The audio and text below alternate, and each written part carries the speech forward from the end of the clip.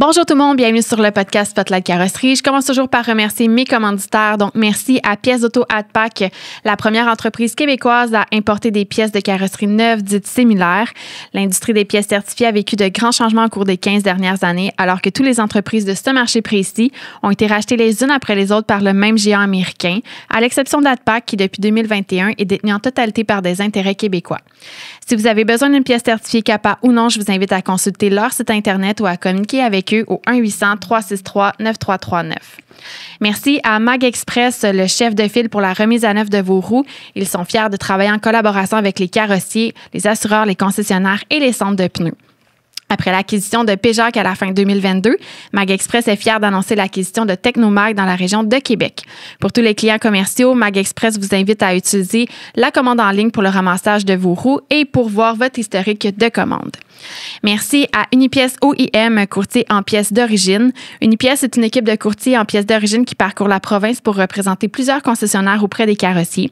Ils soutiennent les carrossiers de plusieurs façons, que ce soit par la recherche de pièces BO, le service de livraison d'urgence, la négociation d'escompte et bien plus encore. Je vous invite à consulter leur site Internet pour découvrir tous les services et pour les contacter directement. Merci à Pièces Avantage, qui est une entreprise de courtier en pièces d'origine qui parcourt la province du Québec pour offrir un service personnalisé aux carrossiers.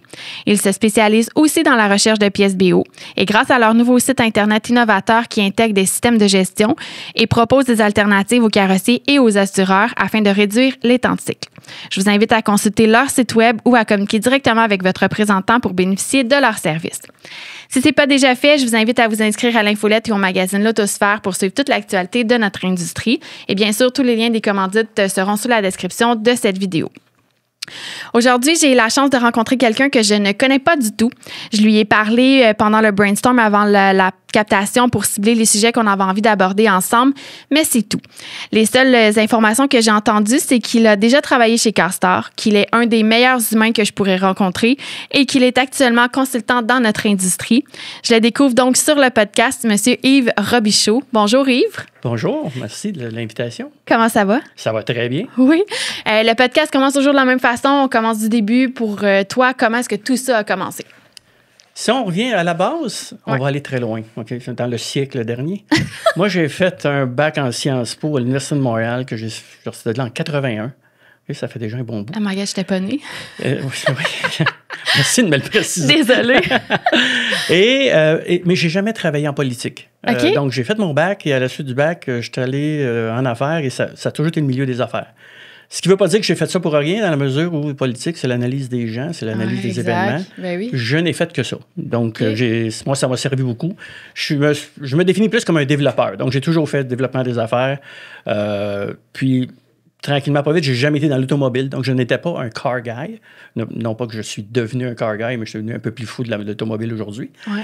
Mais ce qui m'a amené à l'automobile d'une façon très, très drôle, c'est un peu avec la crise de la cinquantaine, c'est qu'à un moment donné, j'avais un ex-collègue, j'étais chez RBC, j'avais un ex-collègue qui s'occupait des opérations chez CarStar. Et à l'époque, ça allait pas bien. Et donc, on allait manger ensemble de temps en temps et elle me contait ses problèmes, puis le franchiseur était au Québec depuis 1997. C'était rendu en 2009, puis ça ne fonctionnait pas. Ils ont eu plein de tentatives, ça ne marchait pas. Au niveau du développement? Au niveau du développement. OK. Alors, entre-temps, le développement partout au Canada allait bien, sauf que Québec était un problème. Alors, moi, j'essayais de proposer des solutions. Je trouvais que l'entreprise avait quand même des valeurs, avait une mission, avait des choses intéressantes. Mm-hmm. Puis il me disait, non, on ne peut pas faire ça. Puis à un moment donné, moi, chez RBC, il y avait une récession qui s'en venait, tout ça. Là, je disais... Trouve-moi un budget, je vais y aller, moi. Je vais embarquer avec vous autres. Puis là, je cherchais quelqu'un au développement, puis il n'en trouvait pas. Puis dans l'industrie, c'était pas un poste très recherché. Fait que c'est comme ça que j'ai été rencontrer les gens de CarStar à Hamilton. Première question du propriétaire qui était Sam Mercanti. Qu'est-ce que tu connais l'automobile? Rien. Donc ça prend une discussion pour te faire engager facilement. Mais son associé, c'est Larry Jeffries, qui est un bonhomme incroyable, qui était dans l'industrie pendant... Il a toujours été dans l'industrie. Okay. Et lui, on a cliqué. Donc, lui, on a commencé à parler de développement et tout ça. Et là, puis lui, il me dit carrément, il dit, écoute, nous, ça fait 13 ans qu'on est au Québec. C'est compliqué. Si ça ne marche pas, on ferme la lumière. Fait que là, on essaie une dernière fois. C'est le fun, tu arrives, on dit, t'es le dernier, là, c'est ça où là, ça casse. Alors, moi, je suis arrivé avec ce rôle-là. Donc, je suis arrivé dans l'industrie, nouveau. Puis, j'avais le goût. Je trouvais qu'il y avait quelque chose à faire avec ça, mais dire que je connaissais l'ampleur, non, parce que quand je suis arrivé, là, je me suis aperçu qu'on avait manqué une coupe de bateau, on avait manqué une coupe d'expérience. Il y a plusieurs personnes qui sont passées, ça n'avait pas marché. Fait que tout le monde se demandait un peu quand je suis arrivé, mais qu'est-ce que tu fais là? Tu étais bien nono de t'en aller là. Pourquoi? Puis moi, je dis, non, on va faire quelque chose. Et les 2 personnes qu'il y avait au Québec sont parties dans les semaines que moi je suis arrivé, les 2 sont partis. Oh my God. OK, alors, ça n'a aucun rapport avec moi, là. C'est pas que je veux faire peur. Mais ils sont partis, donc je me suis retrouvé tout seul. Et là, ben, la base, quand tu arrives dans une industrie comme ça, tu n'es pas de l'industrie, tu ne connais pas trop. J'avais des idées par rapport à quoi faire. Tes partenaires, la première chose que tu rencontres, c'est tes partenaires fournisseurs, voir un petit peu comment ça va, puis ils sont tous un petit peu désabusés. Alors, je me suis dit, ben, qu'est-ce que tu fais dans ce temps-là? Ben, tu sautes dans ton auto, puis tu vas visiter des carrossiers. Puis on va aller voir comment ça se passe, on va aller voir qu'est-ce qu'on pourrait dire, puis qu'est-ce qu'on peut amener. Et là, j'en ai fait une couple de centaines. Donc, j'ai pris des journées. C'est là que j'ai réalisé le plaisir de la carrosserie, c'est que d'une part, les gens sont dans leur atelier. Pas beaucoup d'industries où tu peux arriver là et dire, ben, moi, je prends une journée puis je vais rencontrer des gens puis tu vas y rencontrer. Souvent, il y a des endroits, ça te prend un rendez-vous, ça va être dans 3 mois, tu as 15 minutes, dépêche-toi. Les carrossiers, ce qui sont le fun, c'est sont dans leur atelier, sont occupés, mais sont là. Et si tu es débrouillard un petit peu, ben quand tu les rencontres, c'est sûr que, bon, tes rencontres, tu veux parler de CarStar, souvent, la plupart ne connaissaient pas ça. Ou ceux qui connaissaient ça, c'était pas un avantage. Fait que, faut que tu trouves, dans le moment où tu arrives, tu as 20 secondes pour que le gars accepte de parler avec toi. Parce que quand tu arrives, on le sait, les carrossiers, il y a des estimats à faire, des clients, il est pressé. Si tu trouves le déclic, comment l'approche, c'est des gens passionnés. Donc, y a-tu un nouvel équipement que tu viens dans le coin qui vient de rentrer? Y a-tu un auto bizarre dans l'atelier qui est en train de réparer? Tu trouves la clé, puis un coup que tu ouvres la porte, il commence à te jaser, tu es correct. Et là, tu vas avoir une discussion avec, et là, ça te permet de voir, OK, c'est quoi ses attentes, c'est quoi les problèmes, c'est comment ça se passe. Quelque part, il y a même le discours. Parce qu'à un moment donné, quand tu veux faire du développement, faut que tu parles aux gens, il faut que tu les touches. Donc, il faut trouver les bons mots, les bonnes expressions, chercher les bonnes attentes. C'est quoi ces attentes? C'est quoi qu'ils veulent? Puis à ce moment-là, ben, à force d'en faire, à un moment donné, tu n'en viens pas pire. Tu viens qu'à comprendre vraiment. Puis là, tu arrives chez d'autres carrossiers où là, tu peux les relancer parce que, bon, ça fait 5 qui te disent la même affaire. Le 6e, tu deviens pratiquement un spécialiste. Ben, pas un spécialiste, mais tu commences à connaître les dessous pas pire. Quand tu en as fait une couple de centaines, les mêmes problèmes reviennent souvent. Marche, là, et puis à un moment donné, ben, c'est traditionnel. Parallèlement à ça, ben, tu vas faire en sorte de travailler avec tes fournisseurs, tu vas travailler avec les assureurs, tu vas essayer de créer des liens. Puis faire en sorte qu'au lieu que tu sois tout seul à remettre la locomotive sur ses rails, ben là, tu vas avoir du monde qui va commencer à travailler avec toi parce que, bon, on fait des choses correctes. Puis moi, je reviens toujours à dis ce que tu fais puis fais ce que tu dis. J'ai dit ça à mes franchisés tout le temps. Tu fais ce que tu dis ce que tu fais, parce que c'est avec un assureur, c'est le même principe, la relation. Tu niaises pas avec ça. Puis là, ben, on a fait la même chose. On a dit à nos fournisseurs, ben, gars, je sais que dans le passé, c'était rough, mais là, gars, on va faire ça, on va faire ça. Puis là, les gens voyaient, ben, tabarouette, OK, on livre la marchandise, on fait ce qu'on a à faire. Puis en même temps, ben, là, tu commences tranquillement pas vite. On commence à avoir des employés. Tu as Rémi qui est arrivé un an après. Et là, on a commencé à avoir des franchisés qui étaient plus contents, donc qui s'affichaient un petit peu plus. À l'époque, il y en avait 7 ou 8. On était vraiment. Mais on en avait ouvert 30, mais ça sortait, ça rentrait, ça sortait, ça rentrait. On ne parvenait pas à établir une stabilité. Fait que je suis arrivé dans ce cadre-là. Fait que mon éducation de la carrosserie, je l'ai faite à centaines de carrossiers. Je dois les remercier aujourd'hui. C'est eux qui m'ont. Toute l'information que j'ai eue, je l'ai eue là. J'avais un bagage d'expérience qui m'a aidé après ça dans mon poste parce que quand tu t'occupes d'un atelier, d'un groupe, d'une franchise, toutes les questions qui arrivent à chaque jour, c'est large. Parce que tu t'occupes d'une franchise, on va te dire, ben, tu as le bureau. Le bureau est à Toronto. On est au Québec. Moi, au Québec, les 3 compétiteurs qui sont bien installés ont des bureaux au Québec. Tout le monde parle français. Là, toi, tu as un bureau à Toronto, tu parles anglais. Comment les gens ici vont parler avec le bureau? Il n'y a pas beaucoup de conversations qui vont se faire. Donc, veux pas, tu deviens là, la personne, tu sais, quand dans un contrat, tu as toujours la phrase « toute autre tâche connexe ». Moi, j'étais dans le connexe, pas pire. Tu sais, parce que oui, tu as un groupe assureur au bureau, mais au Québec, encore là, réalité différente. Tes 5 gros assureurs sont québécois. Ton groupe qui est à Toronto a peu de contact avec eux. Donc, tu es obligé, question d'assureur, ben là, je suis devenu, bon, responsable du développement, ben responsable des assureurs. Alors, finalement, tu te rends compte que tu as à peu près toutes les responsabilités. Puis tout ce qui va à l'extérieur, donc tout ce que tu amènes à Toronto, ben c'est un débat. Tu sais, eux veulent comprendre le Québec, il y a des choses qui sont pareilles, mais le marché assureur n'est pas pareil. Ça, en partant, c'est une grosse pièce, ça. OK? Tu as beau avoir des ententes nationales avec certains assureurs. Quand tu arrives au Québec, il y en a 5 gros. Puis quand on dit 5 gros, on regarde aujourd'hui, c'est la même chose. Aujourd'hui, je fais un clin d'œil à mes collègues qui font ça pour d'autres bannières actuellement. C'est pas facile. Tu as 5 assureurs québécois bien installés qui travaillent avec des carrossiers depuis 25 ans. Donc, les réseaux sont établis depuis longtemps. On est dans une période où c'est plus tranquille. Donc, les réseaux, la bataille pour les réseaux, c'est toute une bataille. Là. C'est pas évident de pénétrer. C'est pour ça que nous, avec CarStar, c'était hyper long. Tu sais, moi, je voyais ça 3-4 ans. Finalement, j'étais là 14 ans. C'était beaucoup plus long parce qu'effectivement, c'est un marché qui est mature. C'est un marché qui est tout installé. Puis bon, tes compétiteurs aussi, ils t'aiment bien, mais ils t'aiment bien si tu grossis pas trop parce que les parts de marché que tu vas chercher, c'est ceux d'un autre. Tu sais, aujourd'hui, l'assureur qui ajoute un atelier qui donne 50 réclamations par année, c'est 50 qu'un autre n'aura pas, là. Puis qu'un autre avait.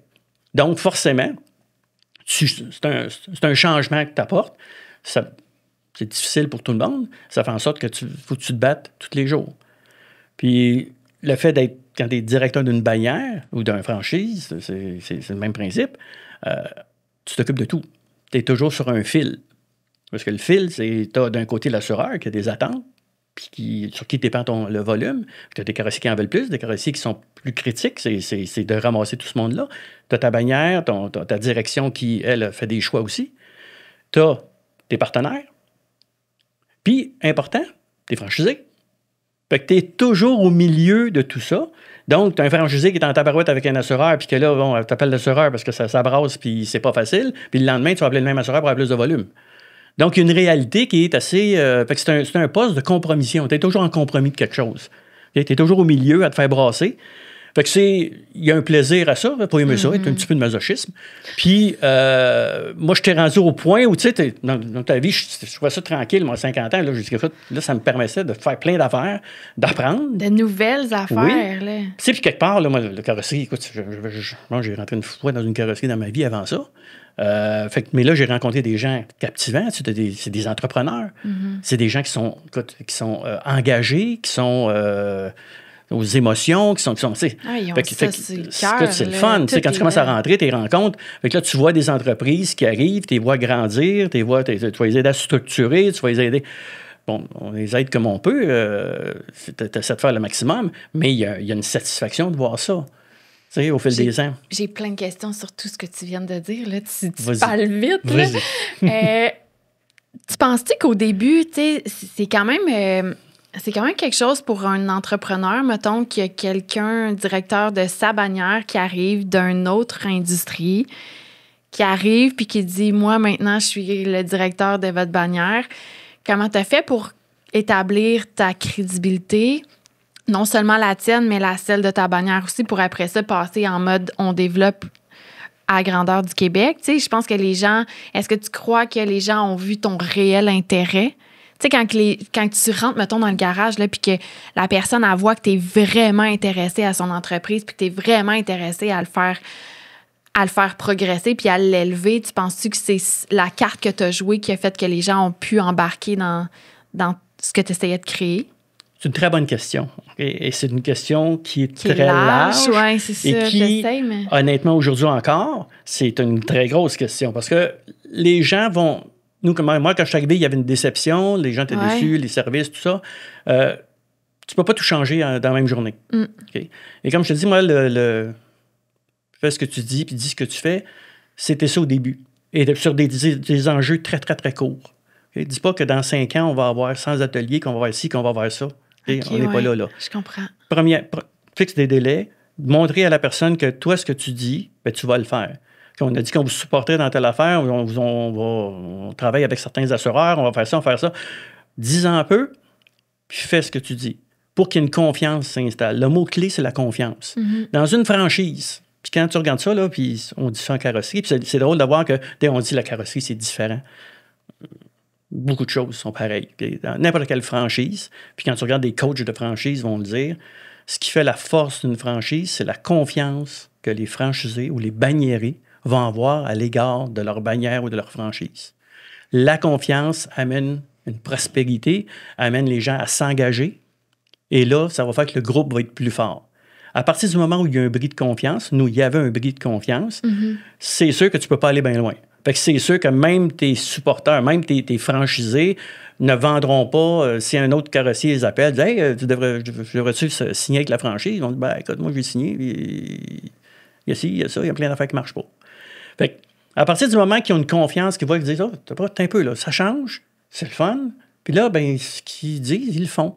Puis là, ben, tranquillement, pas vite, on a des améliorations. Puis là, ben, fais en sorte qu'avec tes partenaires, je vais donner un exemple bien précis. Moi, j'ai des partenaires, à un moment donné, ils me disent, tu sais, moi, Carstar, j'ai envoyé quelqu'un qui voulait avoir une bannière, puis j'ai jamais eu de réponse. Ils sont jamais allés le voir, ils s'en sont jamais occupés. Bon, ben, une bris de confiance.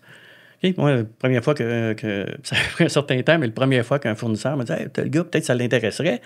Tu peux être sûr que je suis allé. Puis j'ai envoyé tout. OK, voici, je suis allé, j'ai jasé avec le gars, voici qu'est-ce que la situation avec le kit. Et le gars était comme tout surpris, là. Moi, j'ai dit, ben, c'est parce que je me l'ai envoyé, c'est bien la moindre des choses que j'allais le voir. Ouais, mais il dit, écoute, il en a envoyé plein, moi, puis les personnes qui sont allées le voir, ben là, dorénavant, ça va être ça. Fait que oui, je vais aller le voir. Lui, c'est son client qui veut. Fait que lui, le service que je peux rendre à mon client, c'est de dire qu'il y a quelqu'un d'une bannière ou d'un franchiseur qui va venir te voir, qui va te jaser, ou même des fois, il va conseiller à 3. Parce que chaque fournisseur a ses bannières, a ses franchiseurs. Puis, si toi, tu y vas, tu parles avec le carrossier, tu lui dis, bon, voici ce que ça prend, ce que tu devrais faire, puis tu le quittes. Ben lui, comme fournisseur, il vient de gagner des points parce que son client va lui dire, écoute, je l'ai demandé, le gars est venu, ça m'a aidé, je sais. Puis si, quelque part, tu es obligé de dire, écoute, comme tu es là, ça ne marchera jamais, voici ce qu'il faut que tu fasses. Même si des fois, il peut être fâché après toi, parce qu'il va dire, ben là, moi, je suis prêt à y aller tout de suite, puis comme ça, ben c'est pas, des fois, le fournisseur, il sait, lui, que son client n'est pas prêt, mais d'aller lui dire, c'est pas évident. Non, parce qu'ils ont le cœur dans l'entreprise, là. Oui. C'est leur bébé, exactement. Là. Toi, tu es de l'extérieur, tu peux te permettre. Toi, tu travailles, tu dis au carrossier, écoute, ça se peut qu'il soit fâché après moi, mais ce que j'ai dit, c'est ce que ça va prendre. Fait que forcément, il va falloir qu'il le fasse anyway. Puis ton fournisseur, lui, est content parce que le rôle d'un peu du bad boy, c'est toi qui l'as joué. Mais quelque part, j'en ai des fois qui m'ont rappelé 2 ans après, qui m'ont dit, hey, quand tu es venu, là, j'ai trouvé rough, là, mais. C'était pas le bon temps. Viens me revoir. Viens me revoir. Parce que là, oui, puis là, tu arrives là, puis d'un coup, puis hop, là, il y a plein de changements. Et là, tu sais, ça, c'est normalement, c'est un bon signe. Tu sais, quelqu'un que tu jases avec, puis tu parles de changement, puis le gars, tu arrives là, puis tabarouette, il s'en va vers le changement. Franchiseur, non, on aime ça. Okay? T'aimes ça parce que tu te dis, OK, ça, c'est quelqu'un qui veut s'améliorer, qui est en voie de toujours regarder qu'est-ce qu'il y a de nouveau, puis tout ça. Mm-hmm. C'est ce que tu cherches.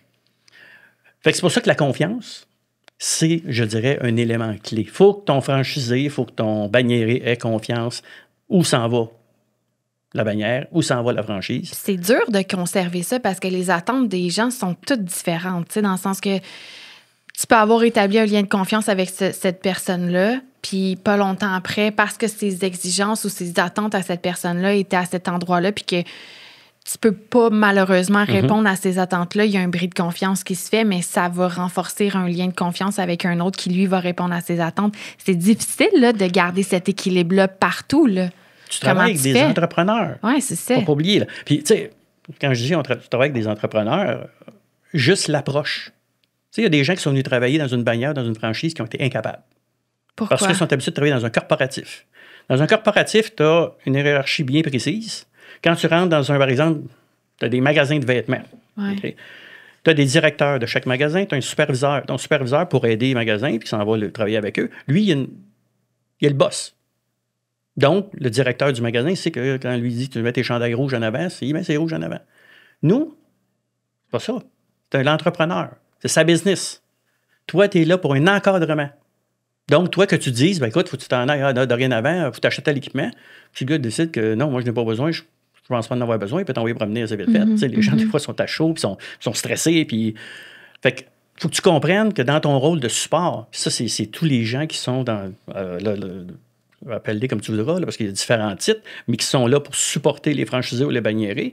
Tu travailles avec quelqu'un qui c'est son entreprise, soit tu es là pour l'encadrement, tu es là pour le faire avancer, et parfois, c'est pas toujours par la porte d'en avant que tu vas le faire. Mm-hmm.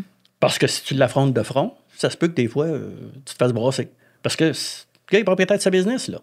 Puis, dans la carrosserie, ce qu'on fait, nous, on fait des franchises de conversion. C'est-à-dire que tu achètes un McDo, tu t'en pas, ça te prend une patate frite, c'est un coin de rue, puis tu décides, tu vas en faire un McDo. C'est pas comme ça que ça marche. Tu achètes un McDo et tu achètes tout le cossin. En carrosserie, 90% des franchises, c'est des gens qui sont en opération, qui ont une business, puis qu'à un moment donné, ils disent, hey, ça serait le fun. Pour différentes raisons, souvent au niveau des ventes, pour avoir des relations sur heure, pour des fois pour avoir de meilleurs systèmes de gestion et tout, je vais aller me chercher une bannière ou une franchise. Donc, c'est quelqu'un qui est déjà en business. qui est déjà propriétaire de sa business, toi, tu arrives pour l'encadrer. Et là, selon les bannières, selon les franchises, bien entendu, tu vas choisir l'encadrement que tu veux, qui peut être plus grand encadrement, moins, ça, qui est le plaisir, puis on va peut-être avoir le plaisir d'en parler tantôt, c'est le choix qu'il y a sur le marché, fait en sorte que le carrossier va choisir où il va aller. Mais ça reste que c'est un marché qui bouge beaucoup, puis tu travailles avec des entrepreneurs qui sont propriétaires de leur entreprise. Donc, moi, j'ai vu ça souvent, des employés rentrer dans une place, puis on va avoir le franchisé qui nous le rappelle, puis lui, je ne veux plus le voir. Parce que tu as voulu, toi, arriver. Puis, il faut que tu aies une certaine forme, tu saches comment rentrer, comment parler avec, puis l'amener. Puis encore là, qu'il ait confiance en toi. Parce que là, il va accepter de se faire dire des affaires. Parce que lui, c'est sa business. Là. Toi, que tu dis, mais sa business, c'est tout croche. Ben, oui, mais lui, ça fait 20 ans qu'il est là-dedans. Là. Jusqu'à quel point il est tout croche? Pas sûr. Fait qu'il y a des points que tu dois améliorer. Fait que souvent, c'est de trouver la porte d'entrée. C'est de trouver, OK, il y en a que tu vas parler direct. Moi, j'en ai là, qui des fois m'appelaient, des fois, avec le temps, ça s'améliore, mais des fois, le premier 3 minutes n'est pas le fun. Là. Les gens sont sur une montée de lait, là, puis écoute, ça brasse, puis c'est solide. Là, moi, l'avantage que j'avais, c'est que la plupart, c'est moi qui les ai pris avant qu'ils soient casseurs. Donc, tu as vu évoluer, tu connais la famille, tu connais comment ils travaillent. Fait que, tu t'inquiètes pas, tant que tu sais qu'ils sont plus à chaud, ils vont t'appeler, puis le premier 3 minutes, ça brasse. Puis après ça, ben là, tu vas le reprendre tranquillement pas vite. Puis même moi, j'en ai qui avaient pris l'habitude que quand il était bien fâché après un assureur, au lieu d'appeler l'assureur, il m'appelait. Parce que là, ben, moi, il savait que, bon, on mettait ça en relief, puis il savait que, bon, il pouvait me dire, va prendre n'importe quoi, puis je ne partais pas à pleurer, je savais qu'on était pour s'en sortir. Mais les gens sont à chaud, sont engagés, sont dans les entreprises. Carrossier, ça fait des heures. Moi, j'étais surpris quand je suis arrivé dans ce marché-là de voir les gars qui faisaient du 60-65 heures semaine, régulier. Ça ne dérangeait pas. C'était des gens qui travaillaient beaucoup. Fait que le gars, à un moment donné, pogne les nerfs au téléphone parce qu'il arrive quelque chose qui n'est pas le fun. Ça arrive. Fait que moi, j'aime autant qu'il m'appelle, qu'il me donne la demande à moi, puis je dis, on va en parler. Puis après ça, là, on fait du bien, là. Ouais, je suis arrange-toi, là. On appelle l'assureur, tu vas t'arranger avec. C'est du damage control. Damage control. Parfait. Ça. OK, ça prend ça. Oui. Peu importe, c'est ça aussi qu'il faut comprendre. Ton rôle, il peut être très hot, puis il peut être très ordinaire. Ça, c'est pas tout qui est le fun, parce que tu sais ça, tu fais un petit peu tout. Tu es le bouche-tout.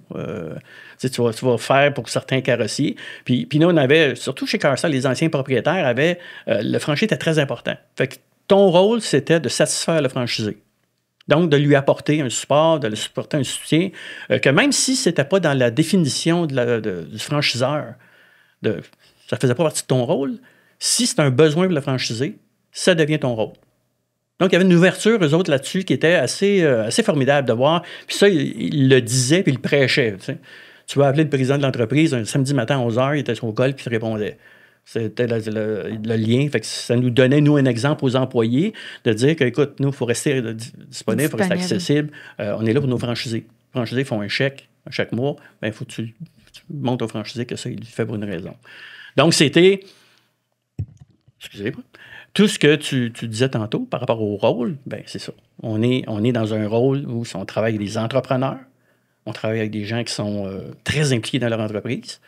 C'est pas comme travailler avec des corporatifs. C'est pas ce que moi, arrivé dans un atelier de carrosserie, je ne donnerais pas de la marde à un employé. C'est pas mon employé. T'as-tu aimé ça? Moi, j'ai adoré. J'ai adoré ça. C'était enrichissant parce que tu travailles avec plein d'entrepreneurs qui, à différents niveaux. Ouais. Fait que quelque part, à chacun, tu peux amener quelque chose. J'espère que j'ai amené quelque chose à 2-3, là. Mais tu sais, tu peux amener quelque chose à ces gens-là, tu les vois évoluer. T'sais, moi, j'en ai vu arriver, tu sais, que tu croches, puis là, aujourd'hui, c'est des entreprises qui, écoute, ça va super bien. Sont établies. Des belles entreprises, que, tu sais, c'est le fun. Fait que, quelque part, c'est ça qui est merveilleux. Tu sais, tu t'oublies les petits petits taux de passeport, les petits à côté, puis tu étais sur un fil pendant un certain temps. Moi, il y a eu les 3-4 premières années, on était vraiment sur un fil. T'sais, ça tenait à pas grand-chose. Là. C'était vraiment, on était là, tout le temps squeezé. Fait que c'était assez difficile. Mais une fois que ça a parti, une fois que la locomotive a parti, que là, ben, ça a fait un petit peu l'unanimité autour. Donc, tu avais des partenaires assureurs, tu avais des partenaires fournisseurs, tes franchisés avaient une certaine confiance, puis ça allait bien.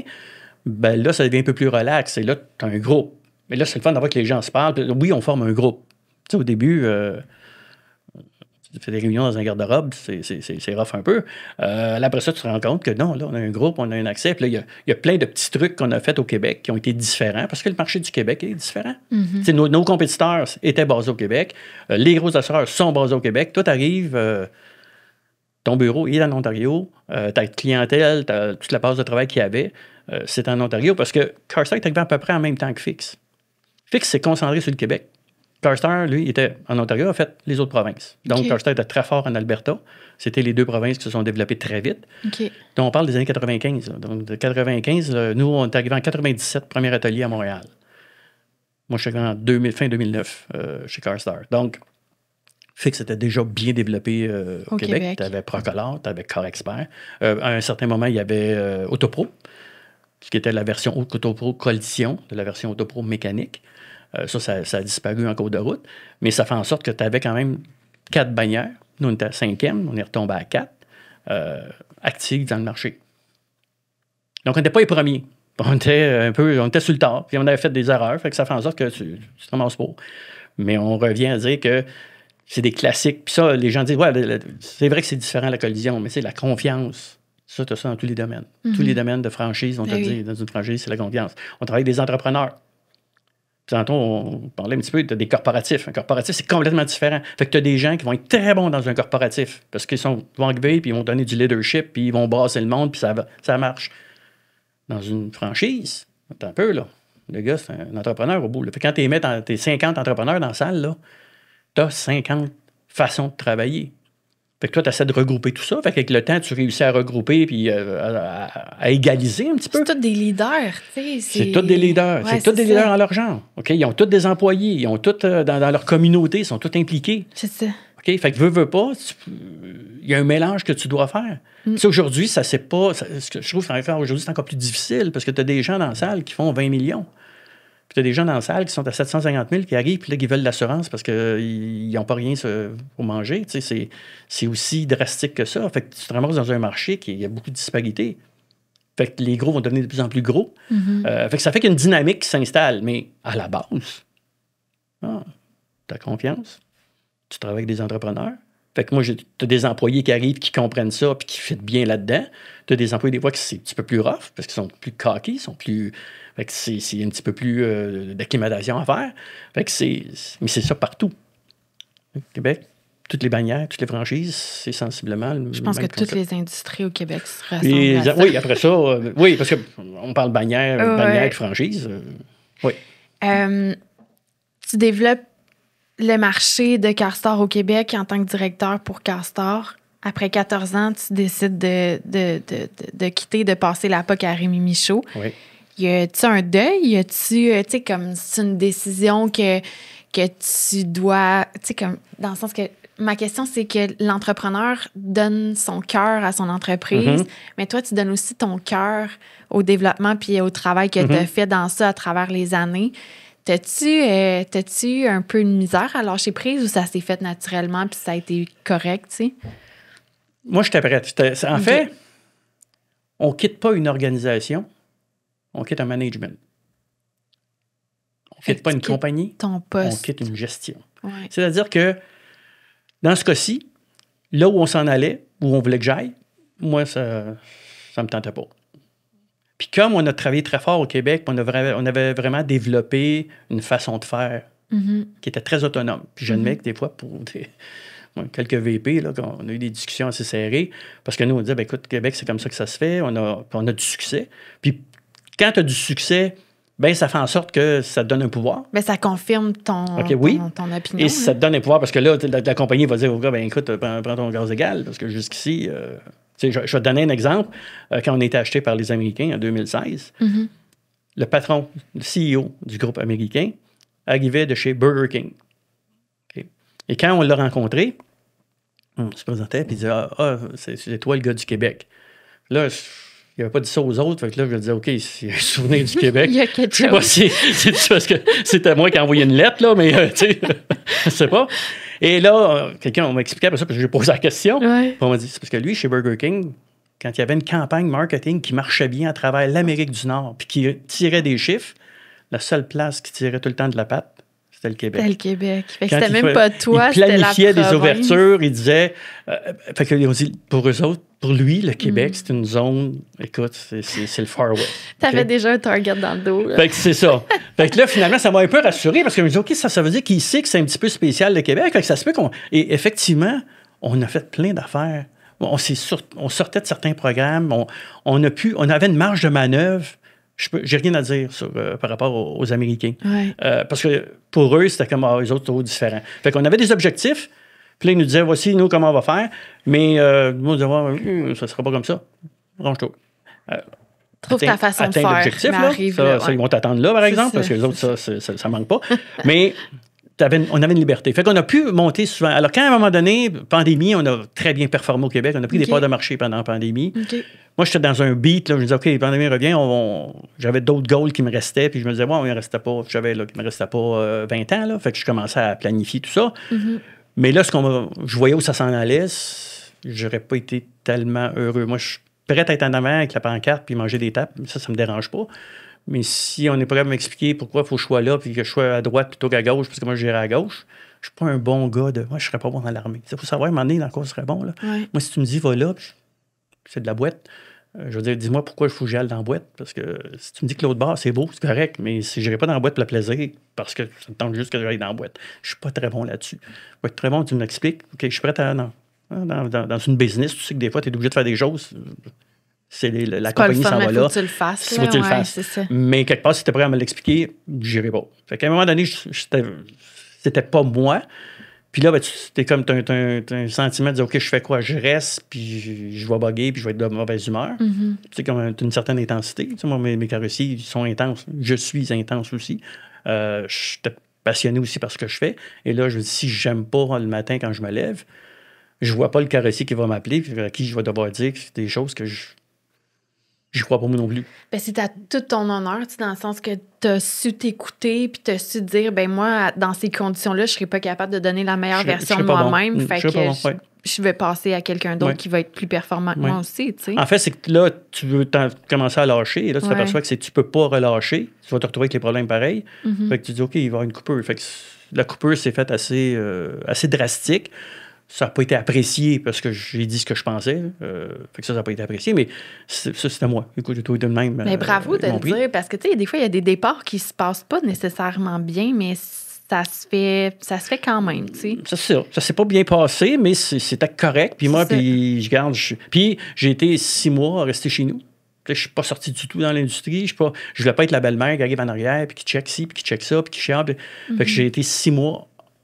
J'ai pas mis les pieds dans une seule carrosserie. Les gens qui m'appelaient, je disais, écoute, je vais te rappeler, je prends un break. Parce que je voulais pas, tu sais. Fait que même là, je suis resté quand même relativement. Je suis personnel non grata là-bas, là, c'est sûr. Mais je suis correct avec ça. Mais tu sais, il y a plein de franchisés avec qui j'ai des contacts, tout ça. Puis, c'est des gens, écoute, ça, c'est une relation. Je veux dire, même si je les vois, je suis 10 ans sans les voir, il y a des gens là-dedans que j'ai toujours appréciés. Je pense que c'était mutuel. On a une bonne relation. Puis, ils sont tous contents quand ils rencontrent. Puis, on a des discussions. Puis, mais je veux pas aller jouer cette carte-là.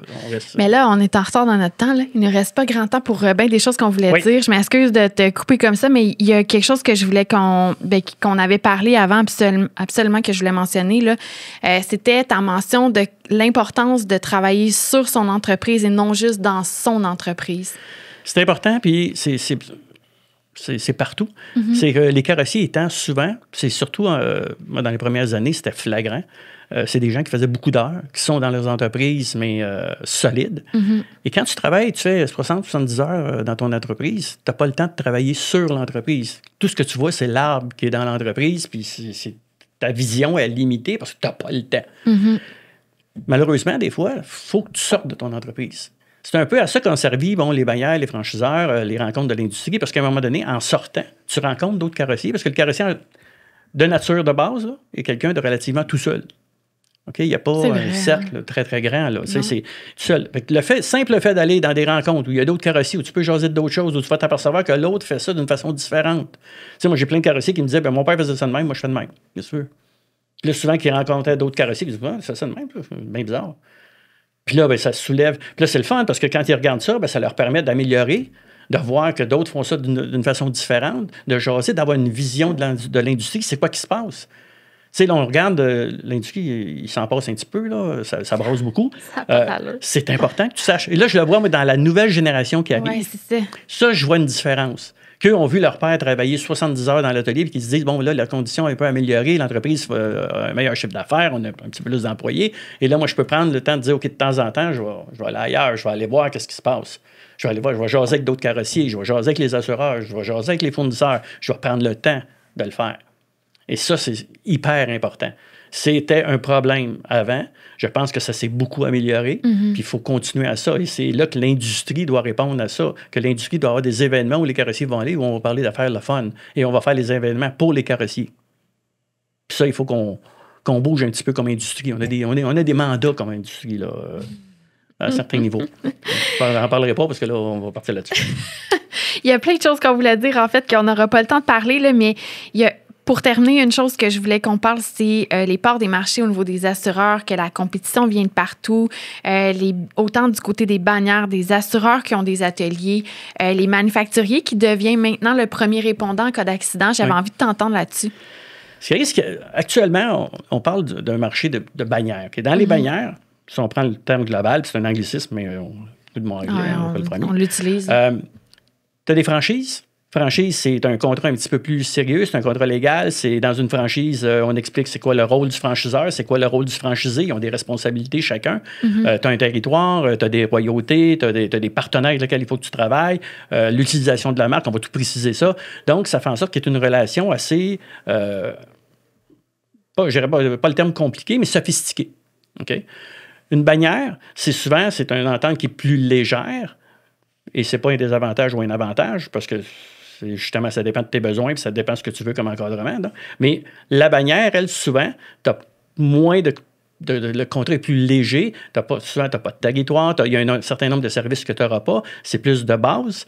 Donc, la bannière est un autre style de regroupement. Donc, tes franchiseurs, les bannières. Là, c'est parce qu'à côté, il y a un autre groupe qui vient d'arriver, qui n'était pas présent avant, qui est très présent aux États-Unis. Aux États-Unis, c'est le groupe le plus dynamique. C'est celui qui bouge le plus. Puis là, justement, on se parle aujourd'hui, mais on vient d'annoncer le plus gros au Canada dans les consolidateurs s'appelle Boyd. Le groupe Boyd a 50 ateliers dans l'Ouest, en a 67 en Ontario. Ils ont acheté Asher Automotive il y a quelques années. Et ils ont ouvert leur 1000e atelier récemment. Et là, ils viennent d'acheter un MSO de 250 ateliers de 750 millions aux États-Unis. Mais voyons. OK? Donc, le groupe Boyd, que tout le monde s'est dit, ils vont débarquer au Québec, eux autres. À un moment donné, en tout cas, ça arrive. Fait que tes consolidateurs, ça, c'est du direct. Donc, ça, c'est du corporatif. Tu sais, quand tantôt, on disait là, la différence que tu es un propriétaire entrepreneur, dans le cas de ces groupes-là, ce sont des groupes où le propriétaire est propriétaire de tous les ateliers. Là, tu as des directeurs d'ateliers. C'est très direct. Auto-Canada, ATX, qui en a 4 ou 5 ici au Québec, et de cette catégorie-là, qui est reliée travaille beaucoup avec des concessionnaires, qui est aux États-Unis, qui est maintenant juste au Canada. Puis tu as Autosculpt, nouveau Maxime, qui lui aussi s'en va dans cette direction-là, où tu as un propriétaire d'atelier, non pas avec des associés locaux. Donc, c'est un propriétaire qui ouvre des ateliers. Lui, il en a 5. Donc, cette catégorie-là, c'est nouveau. Et là, on ouvre à côté de ça Tesla, un OEM, qui se dit, hey, bonne idée, moi, je vais avoir mes propres ateliers de carrosserie. Ils en ont 64 aux États-Unis. Ils en ont ouvert au Canada. Donc, ils en ont ouvert une à Montréal. Je ne suis pas dans le quotidien, donc je ne sais pas comment ça va. Mais là, tu as l'OIM qui ouvre des carrosseries directement. Puis à côté de ça, on ajoute une petite touche. Tu as Aviva maintenant, qui ouvre des ateliers au Canada. Aviva en a 24 sous le nom de Solus Royaume-Uni. A importé le concept ici et dit on va avoir nos propres ateliers de carrosserie. Bon, c'est pas nouveau de voir un assureur rentrer sur le marché. Non. Il y a plein de types d'associations actuellement. Ce qui est nouveau, c'est que l'assureur arrive et dit je vais avoir mon propre atelier. Donc, je vais contrôler 100%. Donc, tu n'as plus un propriétaire local, c'est l'assureur directement qui va contrôler l'atelier. Donc, quand on regarde ça, on a au Québec quelques franchiseurs, on a quelques bannières, puis on a quelques consolidateurs qui n'étaient pas nécessairement toutes là, là 7-8 ans, et dans un marché qui n'est pas tellement explosif, dans la mesure où actuellement, quand on regarde les claims, tout le monde va dire que les cliniques, c'est relativement tranquille. En termes de réclamation, il n'y a personne qui se pêche à la tête de ses murs. On n'a pas des 4 mois d'attente. On n'a pas des... Et ce qu'on voit de la business en général, c'est qu'on dit, avec tous les véhicules et tout ce qu'on met dessus, c'est qu'il va y avoir de moins en moins d'accidents. Sauf que la réparation coûte plus cher. Donc, pour le carrossier, c'est de se dire, mon volume, de le faire augmenter, ça va être du sport. Il va augmenter en dollars, mais il n'augmentera peut-être pas en unités. Donc, il y a tout un travail derrière ça de te dire, OK, ce qui suit, parce que tu as soulevé le point du FNOL, First Notice of Loss, qui est un gros débat en arrière, puis ça, on n'en parle pas beaucoup, mais actuellement, l'assureur assoit sa position sur le fait que l'assureur contrôle la vie de perte. Quand tu as un accident, la première chose que tu fais, tu appelles ton assureur. L'assureur, de ce fait, contrôle qui va recevoir le véhicule. Donc, l'assureur super bien équipé, super bien organisé, de façon à diriger le volume vers qui de droit. Actuellement, les véhicules deviennent, parle pas, mais c'est juste, et les véhicules, la technologie est là, qui fait que quand tu vas avoir un accident, c'est le véhicule qui va dire « Hey, Charlot, tu viens d'avoir un accident », qui peut même dire « Écoute, je regarde ça, là, d'après moi, tu en as pour 5008 ». Parce que le véhicule va être capable de s'auto-diagnostiquer et savoir c'est quoi qui est brisé, les dommages. Et il va dire « By the way, j'ai déjà appelé ton concessionnaire, la remorque est en chemin, puis il va t'amener un véhicule de courtoisie, donc tu vas pouvoir repartir tout de suite. » L'assureur n'est pas au courant, là. Donc... Oui, c'est ça. Lui, l'assureur donne une police d'assurance, mais ne contrôle plus où est-ce qu'il y a le référencement. Lui, il va savoir après. Donc, là, la question, c'est... dans beaucoup d'endroits, là, ce que les assureurs commencent à regarder ça, parce qu'ils disent, là, on va s'associer aussi avec l'OIM. Donc, tu avais beaucoup de discussions entre des assureurs et l'OIM pour savoir, OK, Tesla l'a essayé, a fait des projets pilotes. Tesla vend une assurance auto avec son véhicule. Ça fonctionne? Oui, puis non. Il y a des défis, OK? Parce que, entre autres, l'assureur, lui, se disait, écoute, moi, je vends une police d'assurance pour une Tesla, c'est merveilleux, c'est des voitures qui ne sont pas supposées avoir d'accident, il y a tous les systèmes de sécurité. Oui, ils ont moins d'accidents. Le problème, c'est quand il y en a une, elle est plus grosse. Ça coûte plus cher à réparer. Donc, ce que tu pensais sauver, tu ne le sauves pas. Donc, l'évaluation des coûts, tout ça, il y a du travail à faire là-dessus. Mais oui, parce qu'eux, ils vont souvent faire du remplacement de pièces aussi au niveau de la réparation. C'est là, le... C'est un gros problème. Lui, c'est de l'OIM all the way. Oui, c'est facile de changer des pièces. Et l'assureur lui dit, écoute, moi, si le véhicule est en 2011, on va le remettre comme il était avant, là, mais on va y aller mollo. Donc, il y a des défis entre les deux. Fait que, il y a actuellement, oui, une tendance où les gens vont, les assureurs regardent ce qui se fait du côté corporatif de l'OIM pour dire est-ce qu'on peut faire des liens? Parce que l'enjeu de la vie de perte, c'est un enjeu. Okay? La business actionnelle est basée là-dessus. C'est pour ça qu'on parle de certification, quand on parle du rôle du concessionnaire, quand on parle. Tu sais, tout ça là, va être vraiment en question parce que le véhicule est intelligent, là. C'est tout juste si le véhicule ne lèverait pas la roue qui est brisée, il va se rendre direct au concessionnaire. Si ça peut changer des spares tout seul, ça serait génial. Ben écoute, on s'en va dans quelque chose de... Alors, ça avance tellement vite. Puis ça avance, on se disait, le cycle en automobile, c'est 20 ans. Le cycle aujourd'hui, c'est 5 ans. Ah non, il faut qu'on agisse là. On regarde ce qui se passe avec les États-Unis actuellement. Tu dis, OK, on va être où dans 5 ans ou dans 10 ans dans l'automobile? On s'entend-tu que tous ceux qui avaient des pronostics il y a 2 ans sont en train de les reviser parce qu'ils disent, OK, ça ne sera pas ça. On n'a pas visé juste. Exactement. On doit s'adapter. Il y a plein de choses qui vont se passer. Donc, c'est pour ça qu'il y a des enjeux. La beauté, c'est qu'il y a des MSO maintenant. Il y a les gars deviennent de plus en plus gros. Les business, écoute, tu es rendu avec des carrossiers qui ont un département de ressources humaines, un département de finances.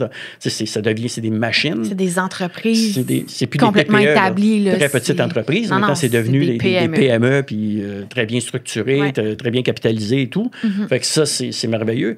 Mais... c'est pour ça que l'adaptabilité aux conditions du marché, l'agilité, tu sais, maintenant, ta compagnie, il faut qu'elle soit agile parce que ton marché bouge constamment.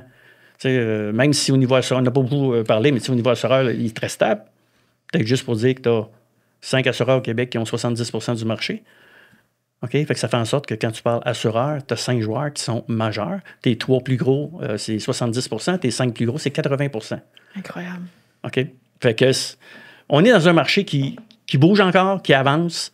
L'agilité, ça va être les gens qui sont plus agiles, vont avoir plus de facilité à se positionner parce que demain est un autre jour. Aujourd'hui, tu es consultant pour l'industrie, pour les gens. Tu partages tes conseils, puis ce genre d'informations-là, je pense que ça aide vraiment les gens.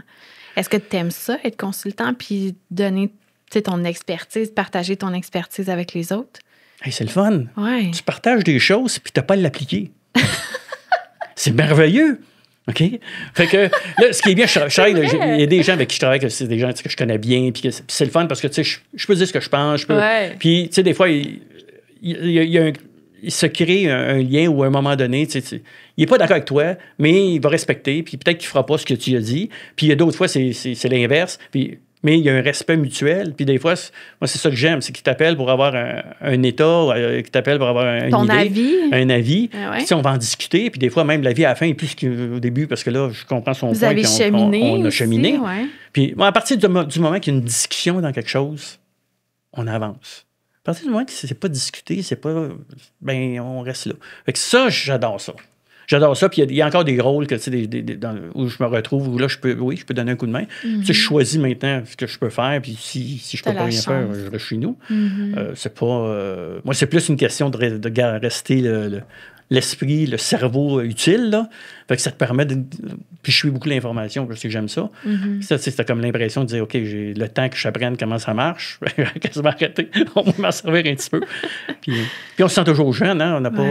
On a juste un âge physique, on n'a pas d'âge mental. Fait que, c'est ça. Bien, merci de ta participation. Est-ce que rapidement, il y a quelque chose que tu veux conclure ou tu as assez de repars pas là-dessus, Merci de ta participation, Yves. Si jamais tu veux revenir puis que tu as d'autres choses à transmettre, tu es le bienvenu. Ton expertise est toujours appréciée. Puis tes avis, tes opinions, ton partage d'expérience, c'est vraiment apprécié. En tout cas, moi, j'ai vraiment apprécié notre discussion.